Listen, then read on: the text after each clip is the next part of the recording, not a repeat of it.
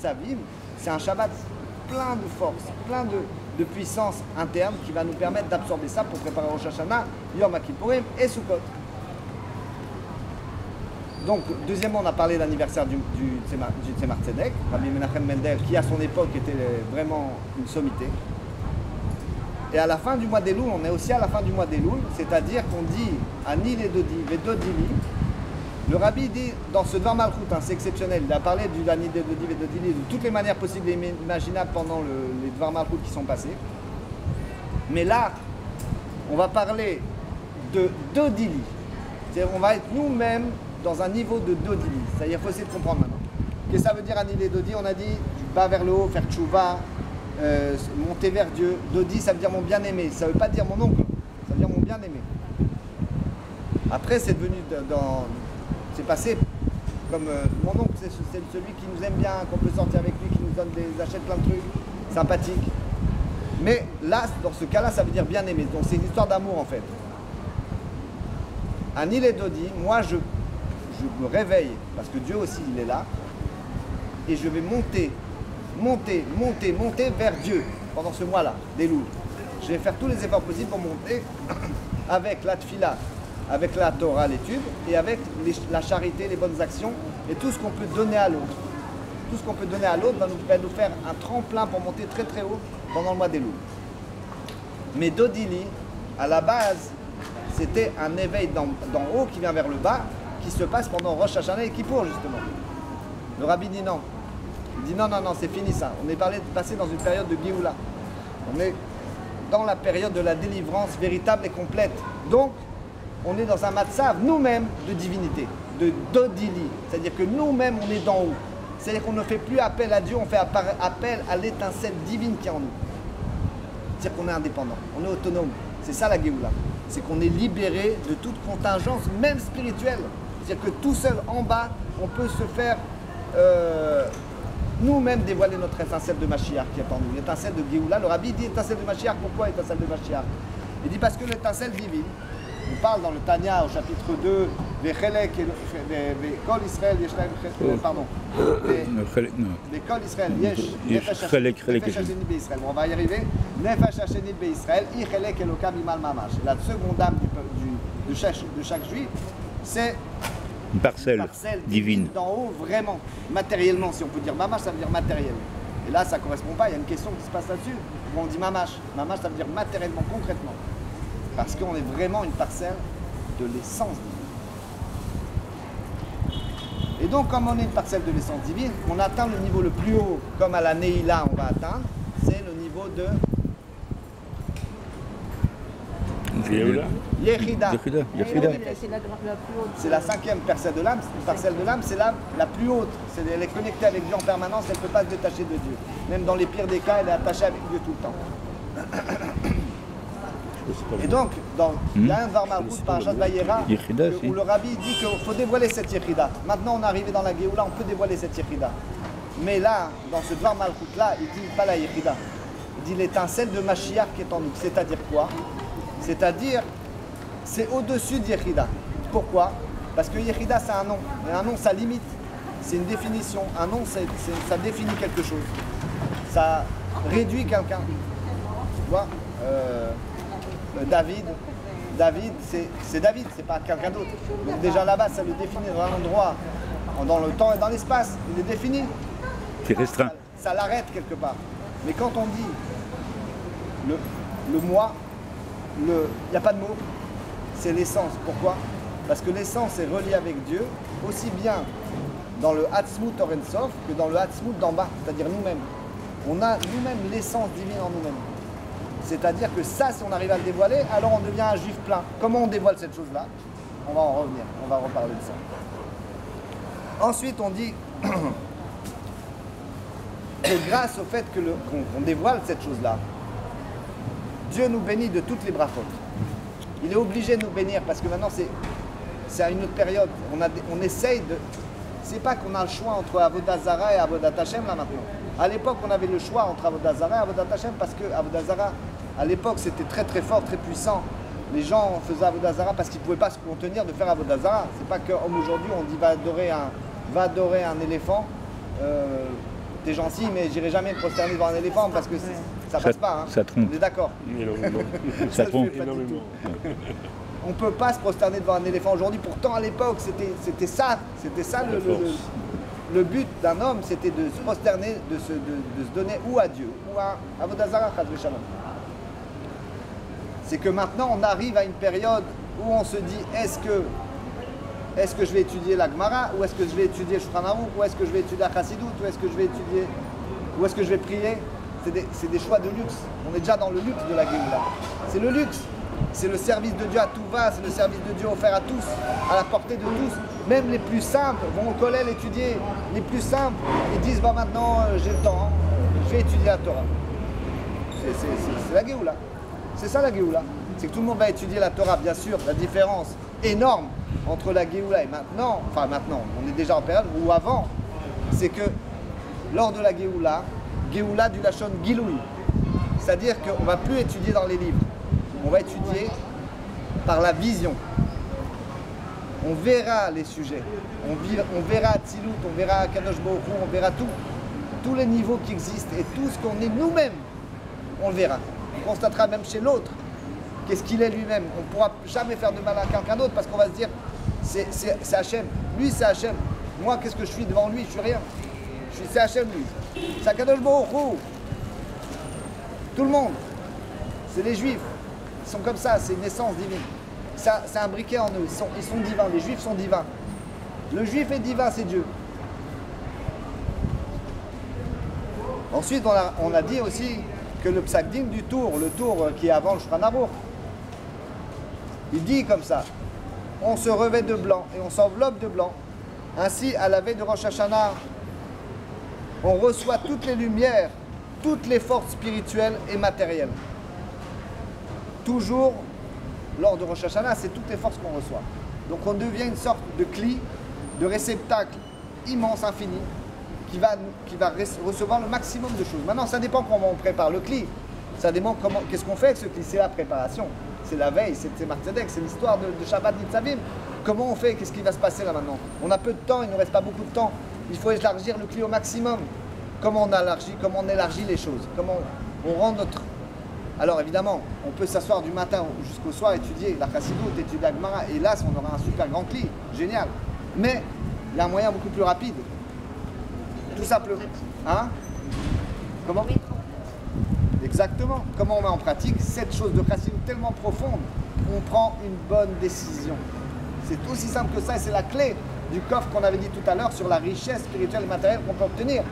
C'est-à-dire prendre une seule bonne décision qu'on va faire en plus de notre service de Dieu pour cette année. En l'honneur de cette année, je vais prendre une décision qui va faire de mon cli le multiplier à l'infini. Une bonne décision. En plus, c'est vrai que je me lève le matin, je vais au mikvé, je fais la tfila, après j'étudie, je fais un service complet. Je fais un service complet, mais qu'est-ce que je peux rajouter? Bon, bah je donnais 3 shekels avant la tzedaka le matin, avant la tfila, je peux donner 4. C'est tellement dur. Réfléchissez, c'est pas dur. C'est un changement d'habitude. Maintenant, comment on considère dans la Torah un changement d'habitude? C'est marqué dans la Gemara au sujet de la location d'un âne. Dans la Gemara, c'est marqué au sujet de la location d'un âne. Un âne, on va le payer. Un zouz, c'est-à-dire comme on va dire à l'époque, hein? Voilà, 2 euros. On va définir comme ça. 2 euros par 4 km, par ça. 4 km, 2 euros. Très bien. 10 par ça, on va le payer 20 euros. Voilà, 20 euros pour 10 par ça. Selon la Gemara, le din de la Gemara. Il dit maintenant 21 par ça. Combien tu payes? Car tu vas payer encore une fois comme s'il avait fait 10 par ça. Et ça veut dire, parce qu'on fait sortir de son habitude. Le forfait 10 par ça, c'était 20 euros. D'accord? C'est un forfait de 10 par ça. Puis l'habitude, tous les jours, on va faire 10 par ça. On va dire combien? 40 km. Voilà, 40 km tous les jours. Il fait 40 km tous les jours, c'est son forfait habituel. Tu veux une par ça de plus, une seule, tu payes le double. Ce qui paraît Ce qui est pareil avec les taxis aujourd'hui. Un taxi, il te prend un prix en ville. Dès qu'il sort même 50 mètres, 50 cm de la ville, il y a un tarif différent. C'est des parkings, les parkings. Non. Tu payes 1 heure. C'est ça, c'est ça. Aujourd'hui, apparemment. Parce qu'il sort de son habitude. Donc voilà, maintenant, en fait, ce qu'on veut dire par là, c'est qu'on a un service de Dieu quotidien. Chacun de nous, peu importe la quantité de ce qu'on fait, mais si on peut rajouter une chose, ça veut dire qu'on sort de nos limites. On sort et notre neshama se dévoile. Il y en a qui veulent que toute la neshama se dévoile, il y en a qui veulent qu'un peu de la neshama se dévoile, mais en tout cas elle se dévoile. Et là, c'est l'agrandissement du réceptacle. Le réceptacle va prendre toutes les lumières matérielles et spirituelles. C'est-à-dire que, aussi bien spirituellement, on va s'élever à un niveau sans aucune commune mesure, aussi bien matériellement, on va s'élever dans un niveau d'aucune commune mesure avec ce qu'on avait avant. Parce que même matériellement, ça se retrouve. La richesse matérielle se trouve dans la bonne décision. La clé, c'est la bonne décision. Et la bonne décision, autant qu'on en prendra, autant on aura. Matériel, je parle, qui se passe en 5769, il y a exactement 7 ans. Il y avait un homme, un juif, du nom de Mike, qui habite à Manhattan. Cet homme était et toujours, Baruch Hashem, un publiciste, il travaillait dans les publicités. Un jour, ça se passe en Elul, la veille de Rosh Hashanah justement. Et le soir, il va dormir, et pendant la nuit, le rabbi se dévoile à lui. Il se dévoile à lui en tant que Mashiach. La couronne, etc. Il rêve du rabbi, il voit le rabbi, mais en tant que Mashiach. Donc, il dit, Rabbi, dans son rêve, il est tellement désespéré, il dit, Rabbi, pourquoi vous n'êtes pas là? Pourquoi Mashiach n'est pas là? Le rabbi lui répond, il dit, il faut plus de lumière dans le monde. Il faut plus de lumière et je vais venir.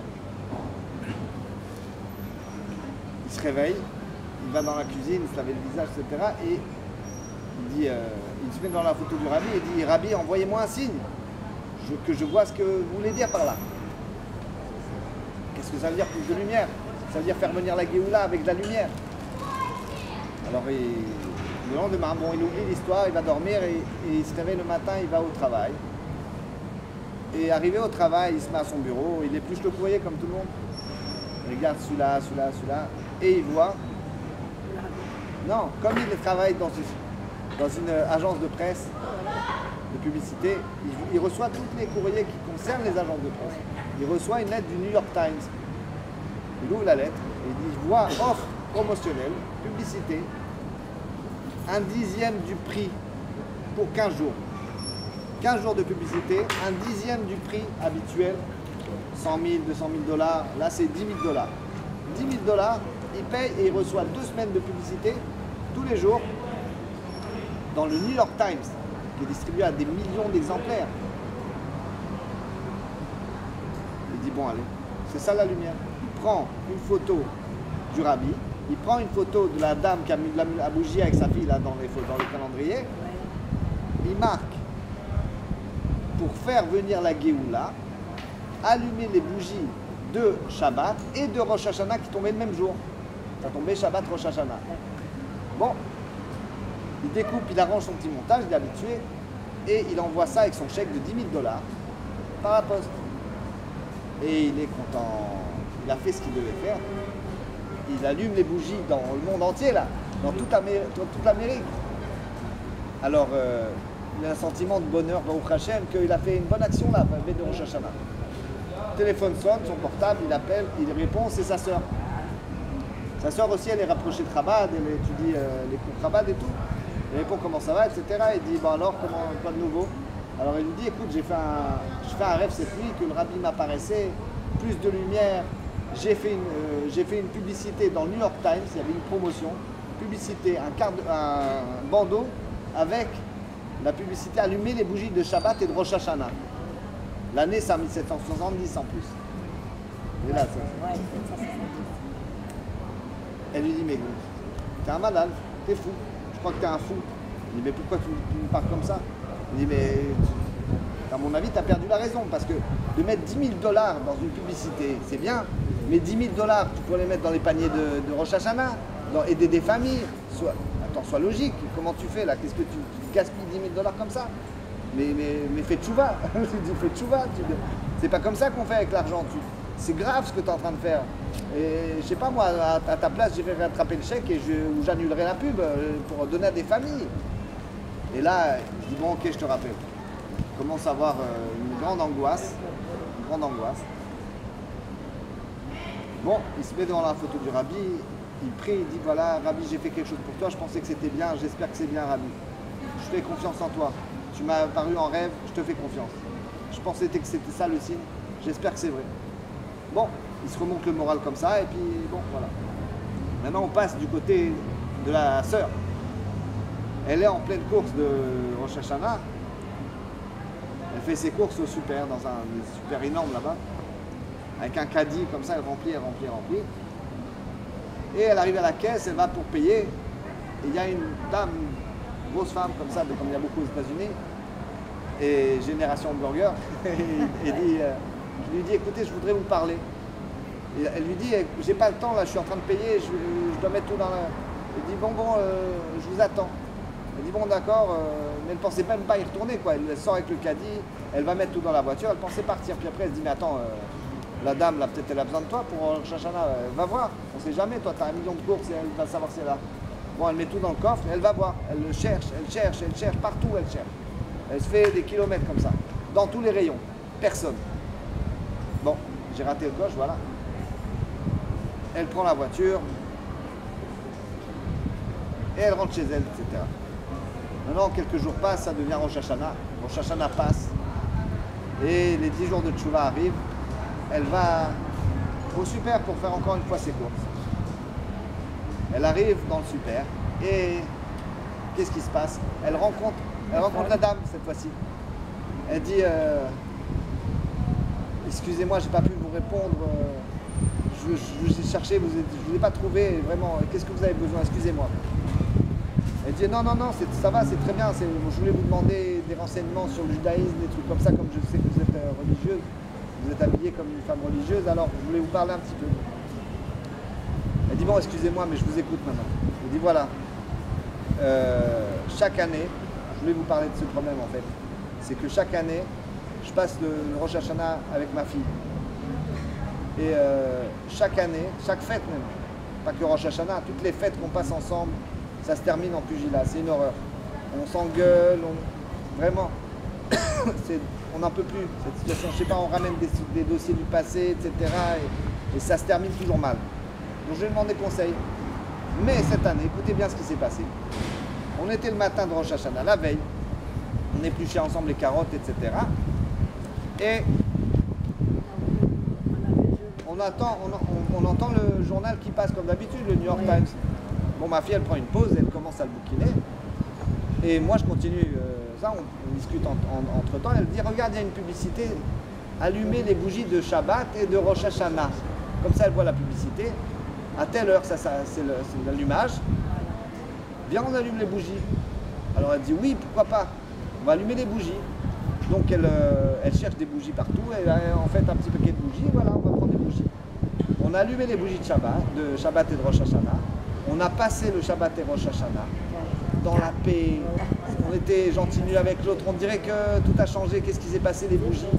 Je pensais que c'était des bougies qui nous ont protégés du shalom, etc. Des guerres. Alors voilà, je ne vous attendais pas à voir cette belle publicité sur... je voulais vous en parler aussi, voilà maintenant. Elle a compris. Alors elle a compris maintenant qu'elle avait dit une bêtise à son frère. Donc elle l'appelle, se excusez, etc. Maintenant le lendemain, elle va chez le kiné. Elle visite chez une femme qui lui fait des massages. Et pour son dos et tout, les souffles. Alors elle arrive chez elle. Et avant d'arriver chez elle, elle se dit attends, viens, je vais faire une mitzvah moi aussi.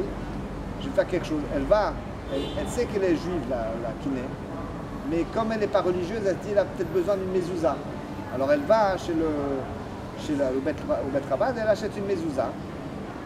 Le claf, quoi, le parchemin. Donc elle arrive avec son cadeau. Et elle ouvre la porte et la kiné, elle n'est pas là. Elle dit je suis en consultation. Allez, rentrez dans la salle numéro je ne sais pas combien et vous installez. Donc elle rentre dans la salle. La kiné n'est pas là, hein, dans la salle. Elle voit sur le fauteuil de la kiné un paquet de cadeaux ouvert. Et elle voit c'est quoi dedans. Un byte, le boîtier. La dame, elle arrive, elle dit, vous avez vu ce que j'ai reçu pour Rosh Hashanah? Elle dit, moi, je vous amène ce qui va à l'intérieur. Voilà, c'est mieux. Voilà, c'est l'histoire de Rosh Hashanah.